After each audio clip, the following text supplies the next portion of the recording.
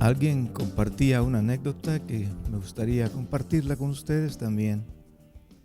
En cierta ocasión, en una ciudad muy reconocida,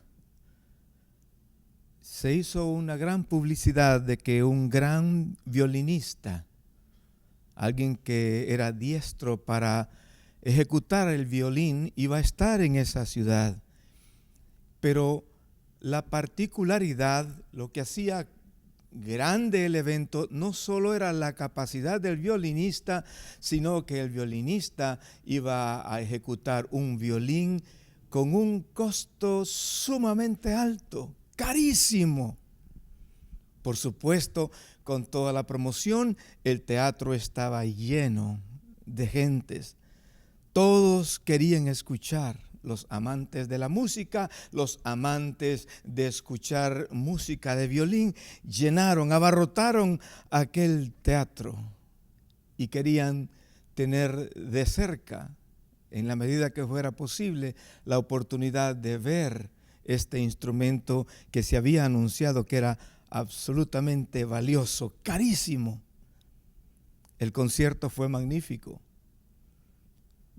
Todos estaban felices de escuchar las melodías que el violinista estaba ejecutando. Pero en algún momento del concierto, el violinista paró lo que estaba haciendo, terminó una pieza, tomó aquel violín y lo empezó a golpear hasta hacerlo añicos, hasta destruirlo completamente. Obviamente toda la audiencia estaba impresionada, asustada de ver lo que había acontecido. La persona encargada de la promoción del evento tomó lugar en el estrado, en el escenario, y comenzó a explicar para que la gente entendiera. Y le dijo a la gente: no se preocupen, el violín que se acaba de destruir es un violín de costo bajísimo. Realmente no es un violín caro, es un violín sumamente barato. Y entonces la persona que estaba ofreciendo el concierto nuevamente ingresó a la sala, al escenario, con el violín que todos estaban esperando ver, el violín carísimo, y comenzó a ejecutar las melodías. La congregación que estaba ahí, los presentes, los asistentes, el público estaban embelesados, continuaban escuchando las hermosas melodías que aquel famoso violinista ejecutaba. Y muchos, la gran mayoría de ellos quizás, tal vez no lograron advertir la diferencia del sonido. La cosa es esta. No se trata del instrumento solamente, sino de la mano quien ejecuta el instrumento. Así que lo que vieron, lo que experimentaron, se dieron cuenta que una hermosa melodía puede salir también de un instrumento que tal vez no es tan caro, pero que es perfectamente ejecutado por el maestro, por el que sabe, por el músico. Y quizás eso sea lo que Dios también quiere que nosotros entendamos. Tal vez este instrumento no sea muy caro, no sea la gran cosa, pero la mano que va a usar este instrumento, que es Dios, Él sí puede hacer lo más hermoso a través de nuestras vidas. Y digo esto para que nosotros, porque en algún momento bregamos con pensamientos de cuánto valemos, realmente de qué tan caro podemos ser. Tenemos un valor tan especial que Jesús murió por nosotros en la cruz. Nos compró con precio de sangre. Así que nosotros simplemente dejemos que estos instrumentos se pongan en las manos de Dios para que Él saque de nosotros la mejor melodía y nosotros podamos ofrecer el mejor servicio. Queridos, siempre es un gusto, una alegría compartir con ustedes estos momentos tan especiales. Quiero decir, yo sé que todos nosotros queremos participar en la edificación, en levantar las cosas que Dios quiere que sean levantadas, en servir. Pero no olvidemos que el que edifica, particularmente el que edifica la iglesia, que somos nosotros, es el mejor, es Dios. Y lo que debemos de hacer es simplemente ponernos como instrumentos suyos en sus manos, para que en sus manos Él pueda sacar de estos instrumentos quizás inútiles la mejor melodía. Mi bendición para todos, que todos estén bien, es mi deseo. Y quiero que juntos nos vayamos a la Escritura y busquemos en el Evangelio de Mateo la propuesta bíblica sobre la cual queremos hacer algún par de comentarios que quizás pueden servirnos a nosotros hoy. En Mateo capítulo 16, versículo 13 al versículo 20. Hemos dicho anteriormente que Jesús trajo a hombres imperfectos para que estuvieran cerca de Él, porque Él quería formarles. Él quería prepararles para ser los instrumentos que pudieran ayudar en la edificación de la iglesia. Dios todavía continúa haciendo eso y está buscando personas imperfectas como nosotros, como tú y como yo, a quienes Él pueda utilizar para que la obra que Él diseñó sea completada y nosotros tengamos el privilegio de participar de lo que Dios quiere que nosotros podamos participar. Así que voy a leer este pasaje y después nos detendremos un poco para reflexionar juntos. Capítulo 16 de Mateo, versículo 13. Viniendo Jesús a la región de Cesarea de Filipo, preguntó a sus discípulos diciendo: ¿quién dicen los hombres que es el Hijo del Hombre? Ellos dijeron: unos, Juan el Bautista, otros, Elías, y otros, Jeremías o alguno de los profetas. Él les dijo: ¿y vosotros, quién decís que soy yo? Respondiendo Simón Pedro, dijo: tú eres el Cristo, el Hijo del Dios viviente. Entonces le respondió Jesús: bienaventurado eres, Simón, hijo de Jonás, porque no te lo reveló carne ni sangre, sino mi Padre que está en los cielos. Me detengo ahí en esta lectura. Más bien, voy a tratar de terminarla. En el versículo 18, y yo también te digo que tú eres Pedro, y sobre esta roca edificaré mi iglesia, y las puertas del Hades no prevalecerán contra ella. Me detengo aquí. Qué hermoso este momento, qué importante este momento. Después de que otros están demandando señales de Jesús, después de que se conoce que dentro de lo que hacían los fariseos había tanta levadura, tanta falsedad, se encuentran en una región de Cesarea de Filipo, donde se cree que había muchos lugares para adorar ídolos. Era un lugar que era muy acostumbrado a utilizarse para la adoración de ídolos. Y en ese entorno Jesús está cerca de ahí con sus discípulos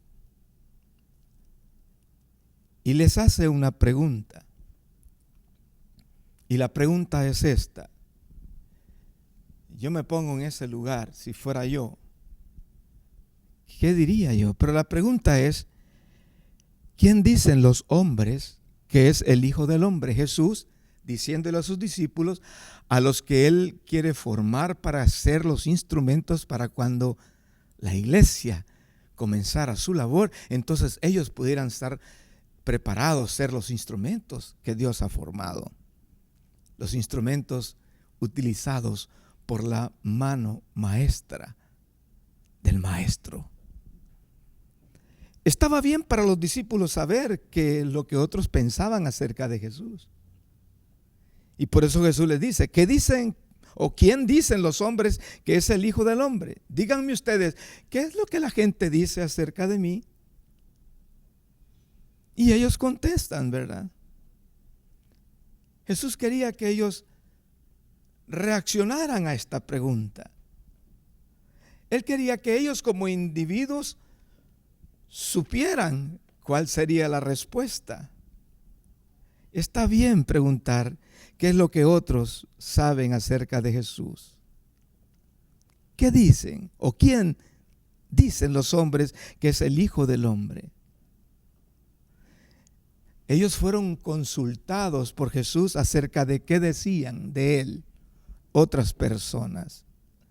De hecho, muchas personas tienen un criterio acerca de Jesús. Mucha gente ha oído cosas de Jesús. Y seguramente por eso Jesús les pregunta a sus discípulos, ¿qué dicen los demás? Quizás usted sabrá, mucha gente dirá, no, Jesús es un buen hombre. Y todo el concepto que sabemos de Él es el Hijo de Dios. Algunos dirán, otros dirán otras cosas. Pero haciendo solamente como un concepto, en este entorno, en este caso, las personas, los discípulos dijeron, bueno, lo que la gente dice, ¿quién eres tú? Es que quizás tú eres Juan el Bautista, o quizás Elías, o alguno de los profetas, Jeremías, o algún otro. Y esta es una pregunta hecha en torno a un ambiente donde había mucho paganismo, en donde se adoraban a otros dioses. Entonces para Jesús era importante. Ahora la pregunta ya no es ¿qué dicen otros acerca de quién soy yo? Porque ellos respondieron lo que la gente dice. El versículo 15 dice, Él les dijo, ¿y vosotros? ¿Quién decís que soy yo? Para ti, ¿quién es Jesús? ¿Qué pregunta? ¿Cuánto sacudió el corazón de estos? Porque ya no solamente era la opinión, el concepto, o asegurarse que también ellos no estaban pensando igual que otros. Solamente como un profeta, como un buen hombre, como Elías, como Jeremías, como Juan el Bautista. Ahora les tocaba a ellos escuchar esta pregunta. Ellos como personas, ¿qué creen acerca de Jesús? Tú, ¿quién dices que es Jesús? Y somos nosotros los que debemos de dar esa respuesta. Y dependiendo de nuestra respuesta de esa manera somos juzgados.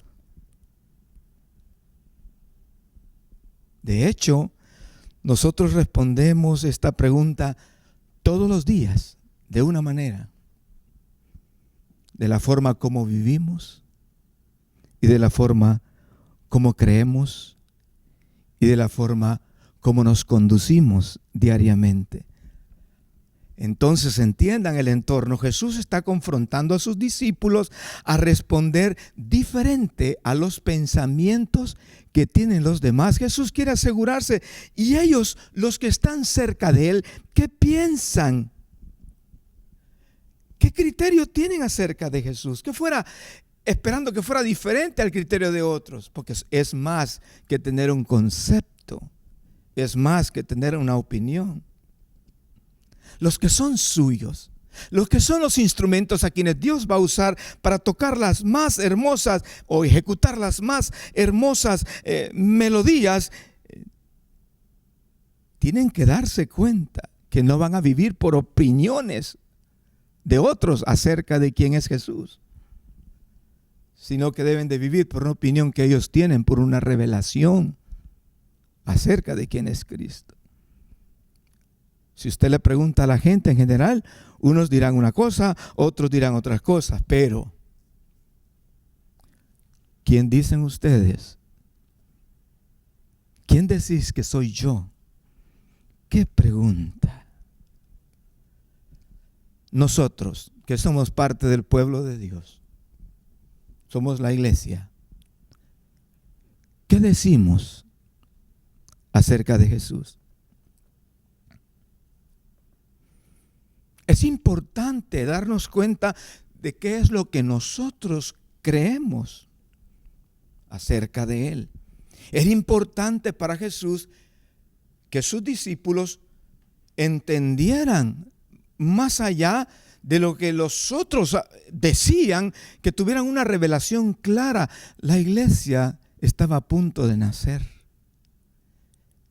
Y los que van a dirigir la iglesia, que son colaboradores de Dios, deben de ser los instrumentos formados, capacitados para que en las manos de Dios se pueda hacer la obra y el servicio que la iglesia requiere y debe de hacer.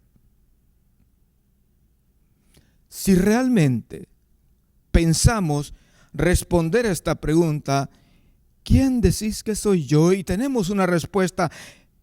Eso, si realmente creemos que Jesús es quien la Biblia dice que Él es, eso cambiaría el estilo de vida nuestro. Si no, solamente tenemos un concepto.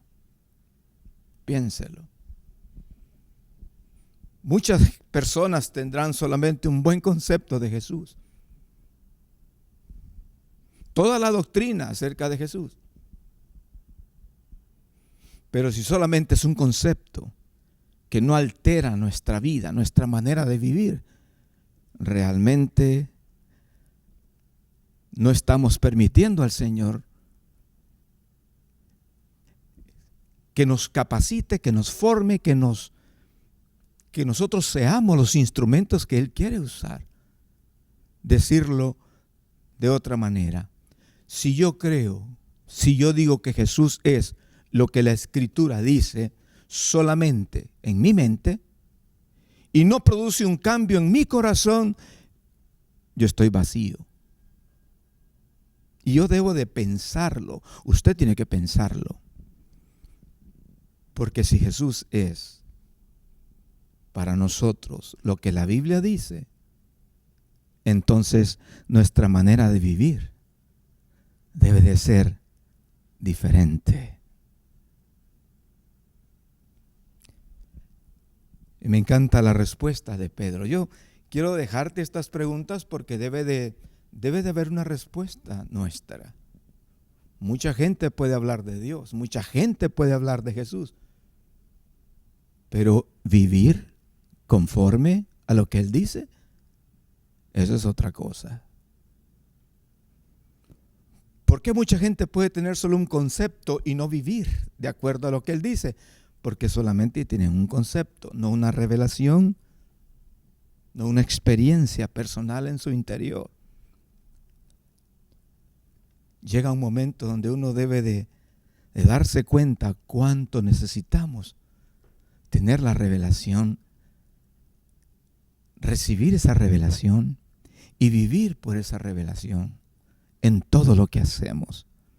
Por eso, para Jesús era importante que los instrumentos que Él iba a usar respondieran a esa pregunta. Los instrumentos que Dios quiere usar hoy, a ti y a mí, debemos de responder esa pregunta, no como un concepto, sino como un estilo de vida, una verdad que marca un estilo de vida en nuestro interior y que es notorio, que es evidente, que al tener el concepto y bajarlo al corazón, eso cambió nuestra vida, porque Dios reveló a nuestro interior quién es Jesús y que vivimos para amarlo, vivimos para servirlo, vivimos para obedecerle, vivimos para escucharle, para oírle, para agradarle en todo y en todo tiempo. Esto hace diferente a un instrumento que pretende ser usado o ser utilizado por el mejor maestro. Y cuando yo veo la respuesta, porque hay una respuesta, Jesús les pregunta a ellos. Y la respuesta de Pedro debería de ser también nuestra respuesta, pero no solo como un concepto, como una cuestión doctrinal que aprendí en algún momento, sino como una revelación de Dios. Miren la respuesta de Pedro en el versículo 16. Jesús dice: ¿quién decís que soy yo? Y respondiendo Simón Pedro dijo: tú eres el Cristo, el Hijo del Dios viviente. ¡Wow! ¡Qué tremendo! Pedro está diciendo: tú no solamente eres un buen hombre, tú eres el Mesías. Tú eres de quien se había anunciado en el Antiguo Testamento que vendría, que nos iba a librar del mal, del pecado, que nos iba a guiar. Tú eres el Cristo, el Salvador, el que iba a redimir nuestros pecados, el que nos iba a dar una nueva vida.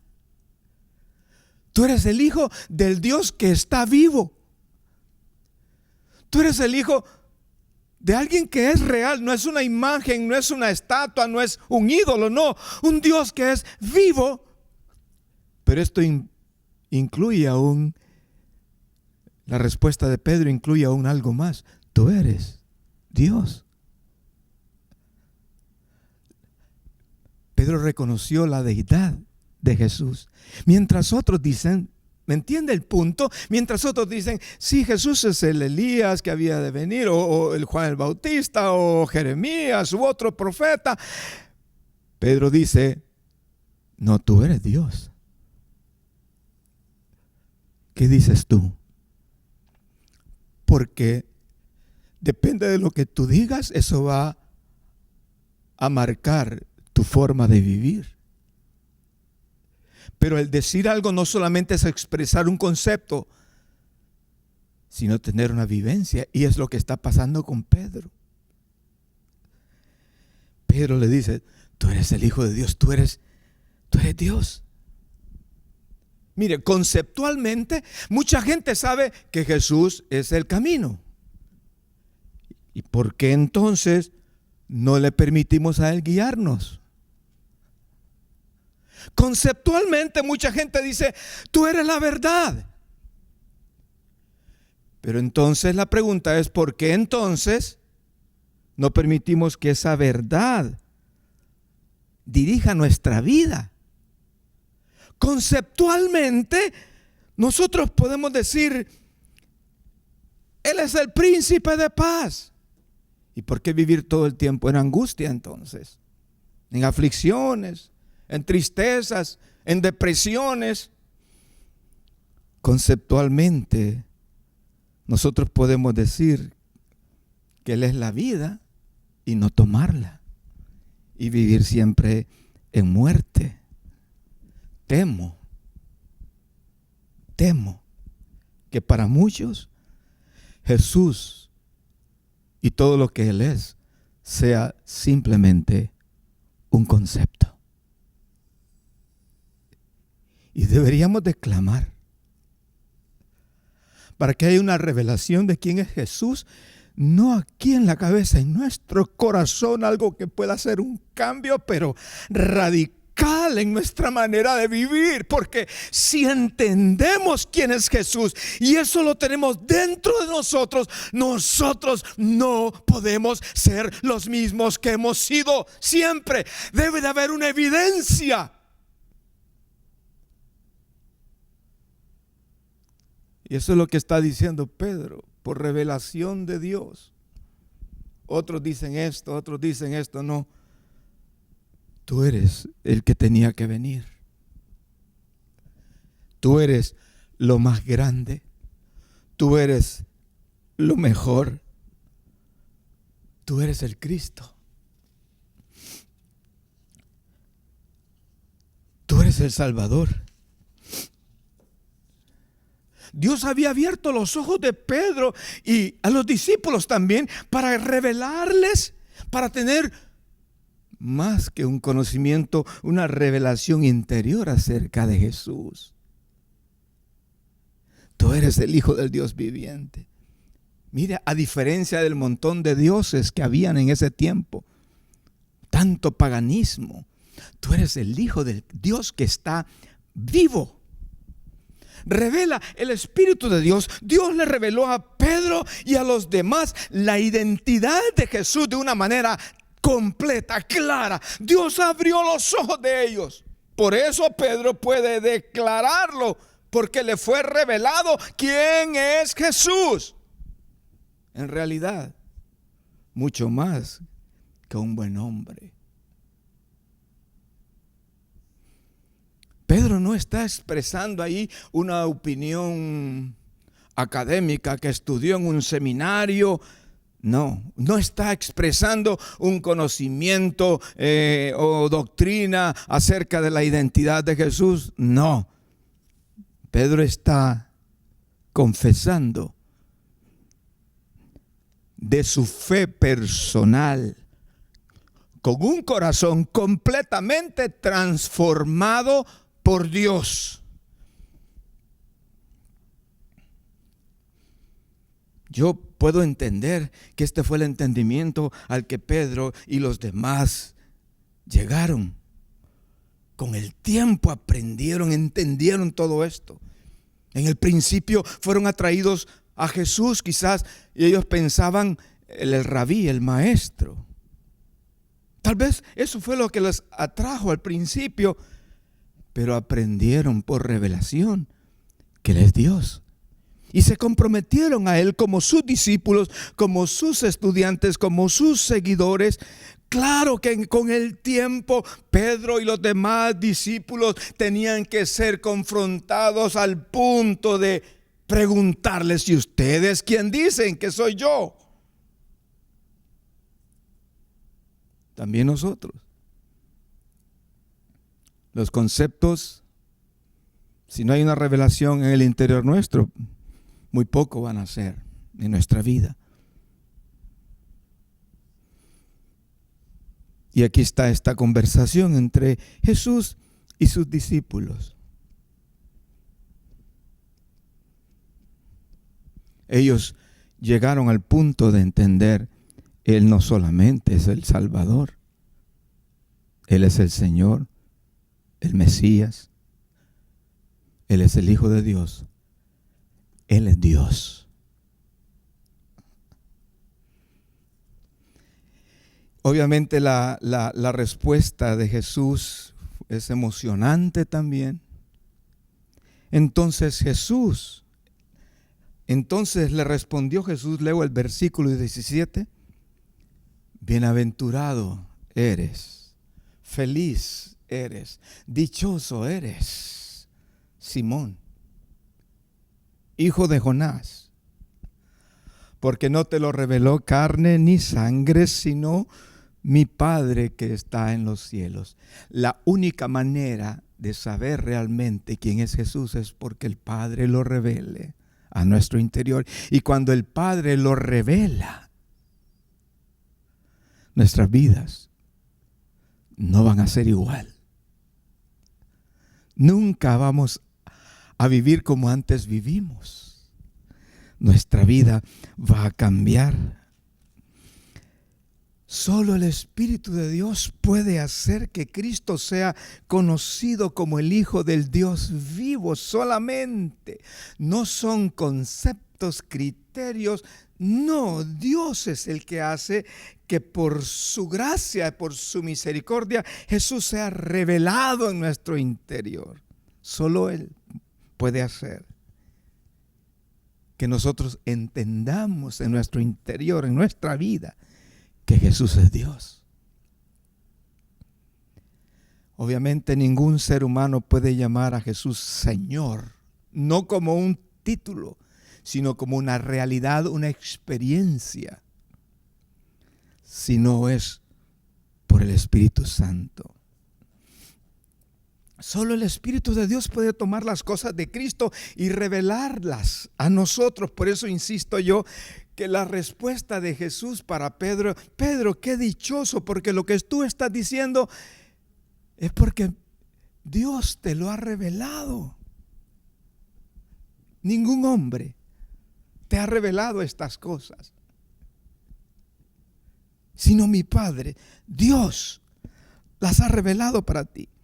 Queridos, podemos conocer a Jesús hoy exactamente de la misma manera.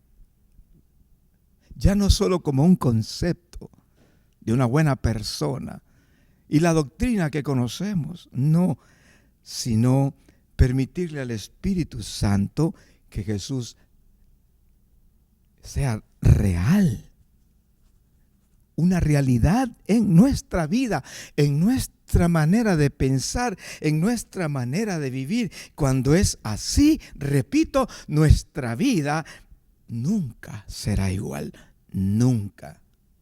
Todo es diferente, porque ya no se trata de un concepto, se trata de una revelación que altera todos los que somos. Por eso, cuando Pablo conoció a Cristo, tuvo una revelación de Jesús y la vida de Pablo fue totalmente diferente. Y todos los hombres de Dios que Dios utilizó y llamó, le conocieron, tuvieron una revelación de Él.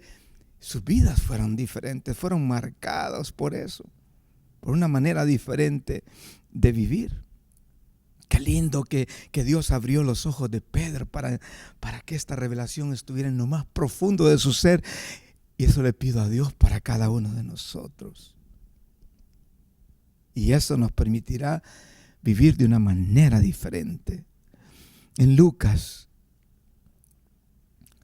dije anteriormente que cuando nosotros tenemos esa revelación, es muy diferente a cómo viven muchos que solamente tienen un concepto acerca de Cristo, un concepto sin una revelación. En Lucas capítulo 6, versículo 46, solo para poner un ejemplo, ¿por qué me llamáis Señor?, preguntó el Señor. ¿Por qué me llamáis Señor? Señor. Y no hacéis lo que yo digo. ¿Ve? Mucha gente tenía un concepto de Jesús como el Señor, pero nada más un concepto, no una vivencia. ¿Por qué me llamáis Señor, Señor? Y ustedes hacen lo que ustedes quieren, no lo que su Señor dice. Por eso digo, cuando hay una revelación, así como la vida de Pedro, que transformó su vida, también nuestra vida nunca será igual. Esto nos habla a nosotros de una necesidad de esa revelación sobrenatural acerca de Jesús. Probablemente sepamos muchas cosas de Él a nivel de conceptos, conocimiento. Pero también mucha gente en aquella época tenían muchos conceptos, conocimientos, pero permanecieron como una generación mala y adúltera, sin cambio, solo con muchos conceptos. A mí este pasaje me bendice mucho reflexionar en él, y por eso he querido darme el tiempo para compartir contigo estas cosas que creo que son muy sencillas, pero muy vitales, básicas para la vida nuestra. Jesús preguntó, voy a repetir otra vez, ¿quién dicen los hombres que es el Hijo del Hombre? Ellos dijeron, unos Juan el Bautista, otros Elías y otros Jeremías o alguno de los profetas. Él les dijo, ¿y vosotros quién decís que soy yo? Respondiendo Simón Pedro dijo, tú eres el Cristo, el Hijo del Dios viviente. Entonces le respondió Jesús, bienaventurado eres, Simón, hijo de Jonás, que no te lo reveló carne ni sangre, sino mi Padre que está en los cielos. Versículo 18. Y yo también te digo que tú eres Pedro, una pequeña piedra. Y sobre esta roca, Cristo es la roca cuya obra es perfecta. Nosotros solo somos pequeñas piedras, piedras vivas que somos parte de la iglesia que se está edificando. Y somos edificados sobre la verdadera roca, que no son nuestros conceptos, es la vida de Jesús. En este pasaje yo encuentro detalles de cosas que resaltan a mi corazón, me emocionan. Primero, la iglesia se edifica no sobre fundamentos de hombres, sino sobre la roca, y la roca es Cristo. Por eso, venga lo que venga, la iglesia va a estar firme, va a permanecer, porque nuestra roca es inmutable, de todo poder, firme. Aquí en este pasaje nos dice el Señor, le dice a Pedro, yo también te digo que tú eres Pedro, y sobre esta roca, hablando de Jesús mismo, edificaré. O sea, sobre esta roca edificaré. Yo voy a edificar sobre mí. Eso es lo que está diciendo Jesús, que es la roca, que tiene que ver con la confesión de Pedro de que Pedro reconoce Jesús es Dios. Sí, sobre la roca que es Jesús, sobre ese fundamento es que la iglesia debe de ser edificada. ¿Quién edifica la iglesia? ¿Nosotros? Por cierto, no. Participamos quizás, si acaso hacemos lo que Dios nos dice que hagamos. Pero aquí lo que leo es, sobre esta roca, Jesús hablando de sí mismo, edificaré. Él es el que va a edificar. Nosotros somos la iglesia, si acaso hemos recibido la revelación de quién es Jesús. Entonces, si tú tienes la revelación interna, no solo el concepto, y vives de acuerdo a lo que ha sido revelado a ti y se nota en tu diario vivir, entonces tú eres la iglesia. Tú eres parte de esa comunidad de los que fueron llamados a salir de una condición de vida de pecado. Entonces, si es así, puedes estar confiado. Él es quien te edifica. Alégrate con saberlo. Yo me gozo porque uno siempre quiere hacer esfuerzos humanos, uno en sus conceptos, en su manera de vida. Yo quiero hacer esto, hacer lo otro, y se emociona uno. Pero nos olvidamos que quien edifica no somos nosotros, sino Él. Sobre esta roca, que es Él, edificaré. Él va a edificar. Y Él dice, ¿qué va a edificar?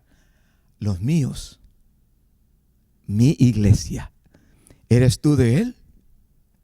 Entonces alégrate, Él es el que va a edificar tu vida. La iglesia es del Señor. Todos nosotros que hemos tenido esa revelación de Jesús y vivimos en base a ello, entonces somos llamados hijos de Dios y la iglesia. Y esta iglesia se caracteriza porque evidencia en su vida, en su manera de ser, que Jesús es su dueño.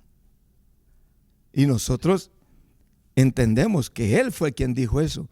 Mi iglesia, tú y yo somos de Él. Si es así, podemos estar seguros porque estamos sobre la roca y Él nos va a edificar. Ahora, si Él no es mi Señor, solo es un concepto, entonces las cosas están complicadas para nuestras vidas.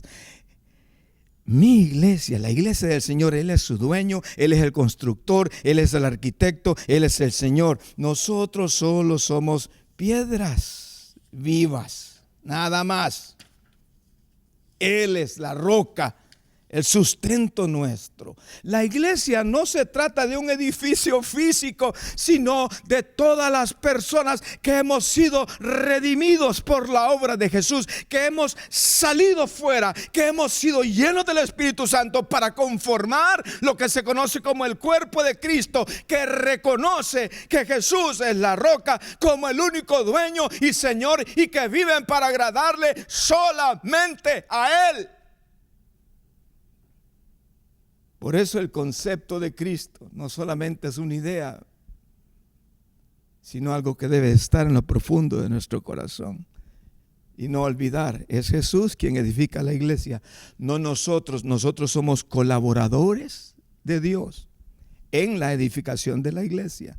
Si es que acaso seguimos el diseño de Dios para ella, si no, solo vamos a estar haciendo un montón de cosas que tal vez para hacer ambientes bonitos y cosas entretenidas, pero que en realidad no es algo que Dios nos ha pedido. Nosotros debemos de hacer lo que el Señor nos pide hacer.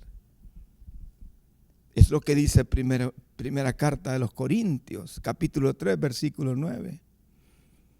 Y voy a leer un poquito del versículo 5.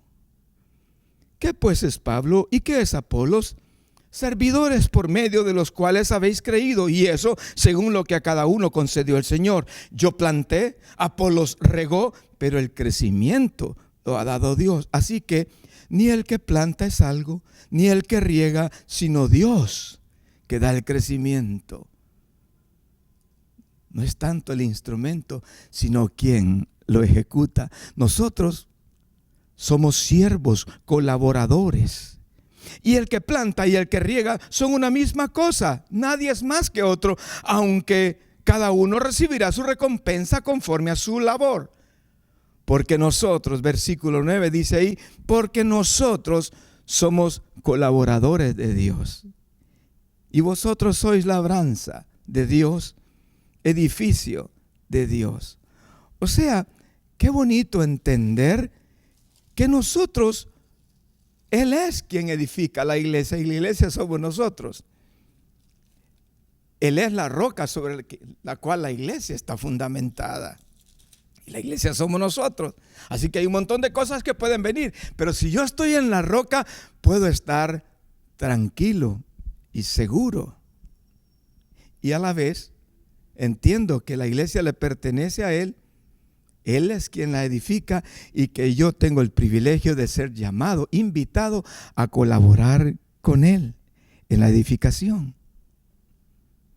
Imagínense que la declaración que hizo Jesús, lo que hizo Pedro respecto a Jesús y lo que Jesús dice respecto a lo que Pedro había dicho, es una reclamación de algo más. Es Jesús mismo diciendo, la iglesia es mía. Él está diciendo, esto me pertenece a mí. La iglesia pertenece a Jesús. ¿Por qué? Porque Él es Dios. Todo es de Él. Todo fue creado por Él y para Él. Mi iglesia, los que son suyos, los que le pertenecen. Él dice, esos son mi iglesia. Uno debe de considerar realmente eso. Es vital, es lo más importante para nuestra vida. Porque si yo le pertenezco a Él, entonces Él es mi dueño. Voy a hacer lo que Él me dice, no lo que yo quiera. Voy a comportarme de la manera que le agrada a Él, no como a mí se me ocurra, con mis emociones, mis reacciones, mis sentimientos, mis pensamientos. Pregunta, ¿somos nosotros de Él? Porque si somos de Él, ¿de qué nos vamos a preocupar? Podemos estar tranquilos. Somos suyos. Él nos edifica y Él nos planta en el fundamento que es Cristo, en la roca. Yo también te digo que tú eres Pedro, leyendo nuevamente el versículo 18, y sobre esta roca edificaré mi iglesia, las puertas del Hades no prevalecerán. Qué lindo. La muerte no tiene poder sobre la iglesia. El mal no tiene autoridad sobre la iglesia. Tú y yo somos la iglesia. No estoy diciendo que nunca vamos a morir, pero Él nos va a levantar y seremos resucitados y estaremos por siempre con el Señor. Todos los imperios, los reinos desaparecen. La iglesia permanece siempre, siempre será, y estaremos una eternidad con Él. Las puertas de la muerte no la podrán retener. La maldad no podrá retener la verdadera iglesia. Algún día el Señor mismo descenderá del cielo con una potente voz, con voz de arcángel, como trompeta. Los muertos en Cristo, la iglesia, los que hayan muerto, serán resucitados. Verdaderamente, las puertas de la muerte no van a triunfar jamás contra su iglesia. Nada puede triunfar contra lo que le pertenece a Jesús. Quiero terminar porque hay varias cosas aquí que me quedan y quiero que queden en tu corazón. Qué promesa más linda esta. Qué hermoso lo que yo encuentro aquí. Él trae a su pueblo en común, a todos los creyentes. Él dice, a ustedes yo los voy a edificar. Ahora, quiero repetir, en la edificación de la iglesia, Él nos invita a ser colaboradores. Y solamente seríamos efectivos colaboradores si hacemos lo que Él quiere, no lo que a nosotros se nos ocurra.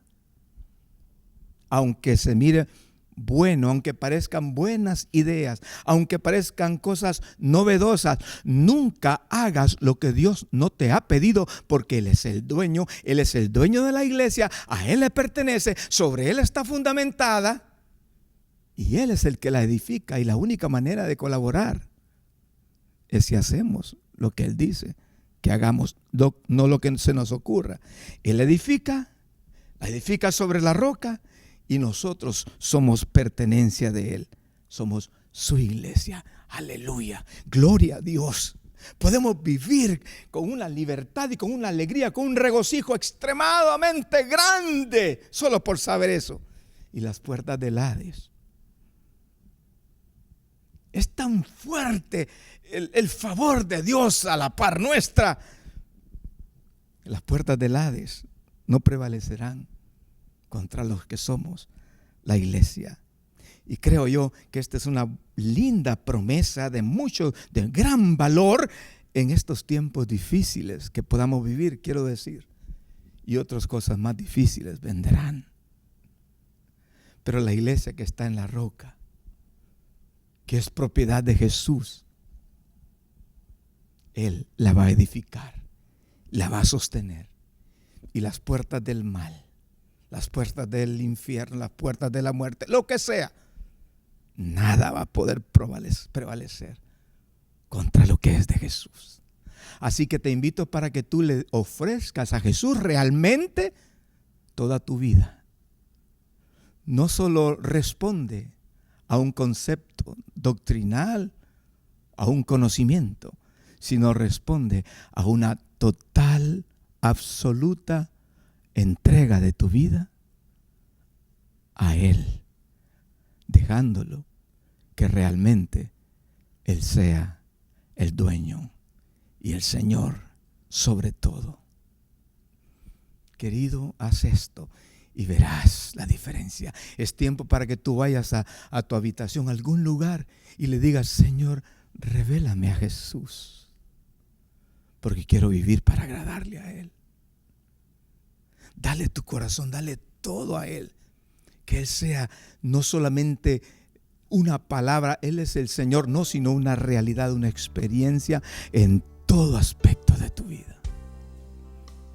Oro al Señor para que sea una revelación para ti, y esa revelación cambiará tu vida. Bendiciones, querido. Bendiciones. Mucho cariño para cada uno de ustedes. Derribado pero no destruido, el Señor está contigo. Aunque todo parece difícil, vencerás. No hay problema que sea más grande que su promesa de guardarte. Levántate en su nombre y pelea, vencerás.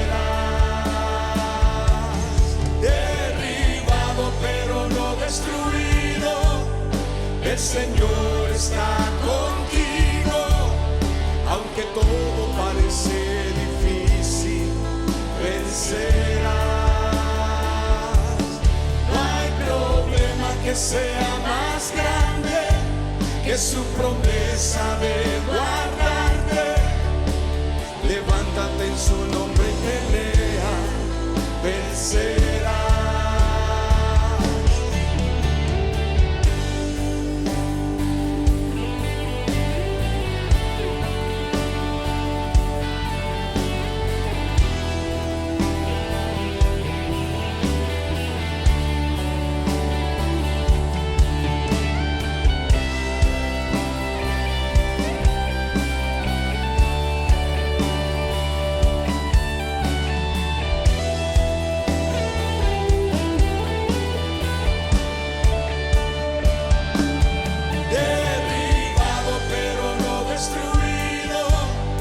El Señor está contigo. Aunque todo parece difícil, vencerás. No hay problema que sea más grande que su promesa de guardarte. Levántate en su nombre y pelea, vencerás.